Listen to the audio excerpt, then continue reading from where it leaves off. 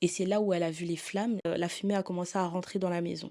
On a mis un lit, heu au niveau de la fenêtre de ma chambre pour pouvoir après passer par la fenêtre d'en dessous, donc la fenêtre du balcon d'en dessous. C'est nous qui avons, fait la démarche d'aller chercher, l'assurance pour pouvoir être relogés parce que, on n'a pas été relogés, de suite, quoi, et c'est même le relogement a été fait par l'assurance.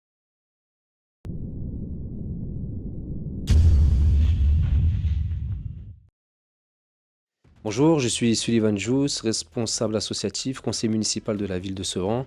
Je veille au respect de l'égalité devant la loi et surtout au respect de la dignité humaine. On est donc dans le quartier des cités basses, enfin cités hautes, en pleine rénovation, au 14e étage de l'une des tours, qui a pris feu il y a quelques temps. Est-ce que vous pouvez nous expliquer un petit peu ce qui s'est passé, s'il vous plaît? Alors, aux alentours de 00:50, on a senti, le feu.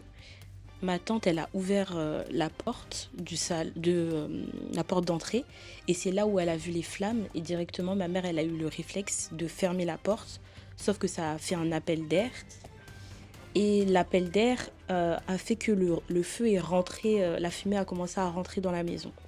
Donc on a essayé de s'abriter dans le balcon, dans l'une des chambres. On a fini par s'abriter dans ma chambre et à procéder à notre propre évacuation. Euh, De quelle manière?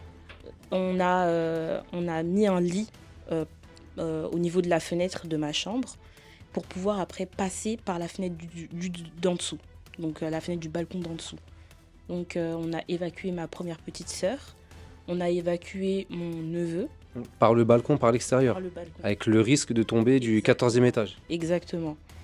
Et il y avait mon voisin qui habite au 8e étage et ma voisine du 13e étage qui étaient là pour nous rattraper quand même au 13e étage. Et sauf que moi, quand je suis passée par la fenêtre, je suis mal tombée, ce qui a fait que ça a fait un traumatisme au niveau de mon genou, enfin de mes deux genoux, de mes orteils. J'ai perdu mon ongle d'orteil. Et j'ai eu des cicatrices. Et après, j'ai été hospitalisée pendant quand même 2 3 jours. Et, et voilà. C'était à quelle date cet incendie? Oula, c'était À peu près. le 9 août. D'accord. Le 9 août. Le 9 août 2025. Donc là, on est 3 mois après. Ouais, c'est ça. C'est D'accord. ça, c'est ça. Alors, suite à... Donc, heureusement, il n'y a pas eu de victimes. Quand je dis de victimes, de décès. Oui. Donc, il y a eu des victimes par la fumée, les blessures, etc. Donc, tout l'étage a pris feu. Oui, c'est C'était ça. sur le palier. Comment s'est déroulée votre prise en charge par la suite, par les secours, par le bailleur, peut-être par la mairie? Qu'est-ce qui s'est passé derrière?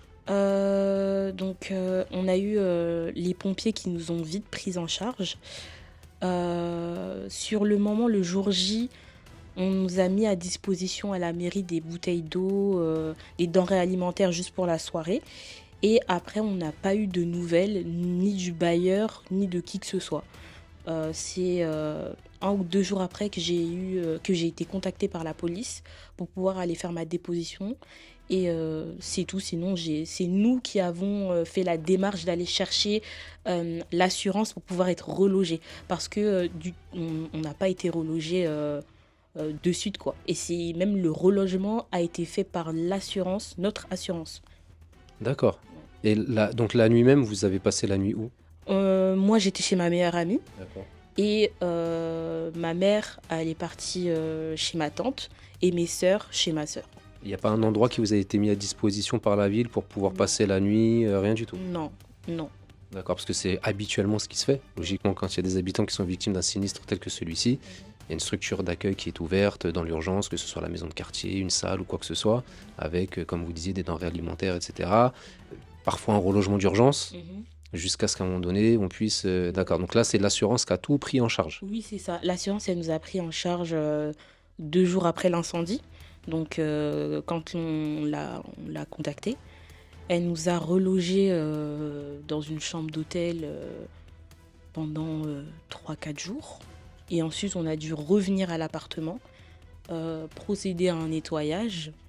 Qui a procédé au nettoyage? Ma mère. Ma mère, elle a commencé à nettoyer. Et ensuite, c'est l'assurance qui a envoyé des personnes pour constater les dégâts. Et ensuite, ils sont venus faire un nettoyage aussi après. Parce que logiquement, on fait une décontamination Oui, lorsqu'il... voilà, c'est ça. Et bah, la décontamination, elle a été faite, on va dire, 2, 3 semaines après. D'accord. Et Et pendant ce temps-là, vous viviez ici? exactement, on vivait là. Parce que c'est très dangereux avec le monoxyde de carbone, enfin tous les résidus, etc. Pour la santé, peut avoir des conséquences graves. C'est ça. Bah, on est quand même revenu, quoi. Parce on n'avait pas le choix. On n'avait pas le choix, on nous avait accordé que 3 jours dans une chambre d'hôtel. Du coup, bah, fallait rentrer, quoi. Et Et là, depuis 3 mois maintenant, quelles ont été les nouvelles apportées par le bailleur ou par la municipalité? Est-ce que vous avez vu des élus? Est-ce qu'il y a des personnes qui sont venues à votre rencontre pour savoir comment ça se déroulait? bah, moi, j'ai contacté le maire via son assistante. Enfin, j'ai appelé la mairie, quoi. Mhm. Parce qu'on n'avait pas de porte. Donc, les gens dormaient avec la porte ouverte. Tous les appartements du palier. Exactement. Sauf le nôtre, on nous a toujours pas changé de porte d'ailleurs. C'est toujours la même porte qui a été brûlée, quoi. Et je les ai contactés par rapport à ça. Je leur ai dit, c'est pas possible que des gens puissent habiter à l'intérieur. On peut pas dormir les 2 yeux fermés parce que il faut qu'on surveille s'il y a quelqu'un qui vient nous cambrioler ou autre. Enfin, Et même si les personnes travaillent et qu'elles sont contraintes de c'est partir ça. la journée, C'est ça, c'est ça. Et même quand on sort de chez nous, en fait, on a l'odeur de la fumée, on pue la fumée. Et j'ai dit, bah, c'est pas normal. Ils m'ont dit, oui, mais c'est de la responsabilité du bailleur. Je leur ai dit, non, c'est aussi de votre responsabilité à vous, en tant que maire, de vous assurer que les gens qui vous ont élu vivent en bonne santé, dans des logements qui sont... en toute dignité. Voilà, c'est ça, en toute dignité. Donc, il y a un élu qui est venu après mon appel, donc 2 jours après mon appel. Moi, je ne l'ai pas rencontré. C'est ma mère qui l'a vu. Et ils ont procédé au changement des portes. Enfin, ils ont mis des portes qu'on met lorsque le logement n'est plus... Les portes Citex. Voilà, c'est ça, c'est ça. Et Sauf que là, il y a une serrure qu'on peut ouvrir. voilà, c'est ça. D'accord. Sinon, c'est tout ce qu'il y a eu. Et depuis, donc, on a constaté que le palier est toujours dans un état pitoyable. Quand on vient, ça prend dans les poumons directement. Comment vous expliquez que le palier soit encore dans cet état-là 3 mois après le sinistre? Moi, je peux pas l'expliquer, en fait. C'est pas normal. C'est pas normal. On s'habitue même à l'odeur, en fait. Moi, ça me fait plus rien. Je sens plus l'odeur parce que je me suis habituée à l'odeur. Donc, je comprends pas. Sachant qu'à l'étage, il y a des enfants en bas âge en plus, Oui, c'est donc ça. qui passent régulièrement à cet endroit-là. C'est ça. Et moi-même qui ai un neveu qui est régulièrement ici, c'est pas normal. Et vous avez tenté de contacter l'OGIREP pour savoir pourquoi c'était encore dans cet état-là? Bah, on essaye de contacter l'OGIREP, il n'y a pas de réponse. On essaye d'aller voir les gardiens. Le gardien m'a clairement fait comprendre que c'était pas de son ressort et que il m'a dit droit dans les yeux, je suis pas gardien, donc je peux rien faire pour vous, alors que c'est le gardien. Donc en fait, il essaie de se dédouaner de cette situation-là. Donc en fait, on parle à des murs, quoi. Alors, nous, on est là aussi pour essayer de faire bouger les choses parce que quand on a été alerté sur, entre guillemets, l'immobilisme, parce que bon, il y a eu l'incendie dans un premier temps, les personnes sont venues à votre rencontre, on a des collaborateurs qui vous ont rencontré, qui ont échangé, et là on pensait que dans l'ordre des choses normales, les choses avaient été réglées, que vous aviez été pris en charge et que les travaux avaient été réalisés. Là, c'est pas le cas, donc c'est aussi l'objet de notre venue aujourd'hui, c'est de pouvoir vous apporter un soutien déjà moral, mais c'est pas ce qui va suffire. C'est un soutien aussi juridique, administratif éventuellement, et de voir ce qu'on est capable de faire aujourd'hui pour que l'OGIREP puisse venir rétablir votre dignité dans les plus brefs délais. Donc là-dessus, vous avez quand même notre soutien plein et entier. Vous n'hésitez pas à nous contacter si vous avez des nouvelles de votre côté, et nous de notre côté, avoir votre témoignage, recueillir les images, c'est important parce que ça matérialise le préjudice aussi. Si demain vous avez envie d'être indemnisé par rapport à tout ça, vous pourrez, parce que tout préjudice subi doit être réparé avec des dommages-intérêts.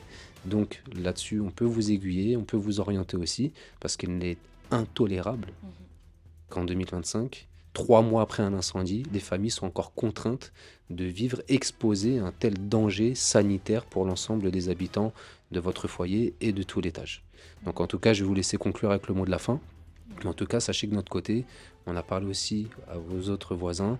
On va essayer de faire le nécessaire dans les plus brefs délais. Euh, Bon, c'est bon. oui. Ok, bah super. Bon, en tout cas, je vous souhaite bon courage Merci et je vous dis à très bientôt. beaucoup. À très bientôt. Merci.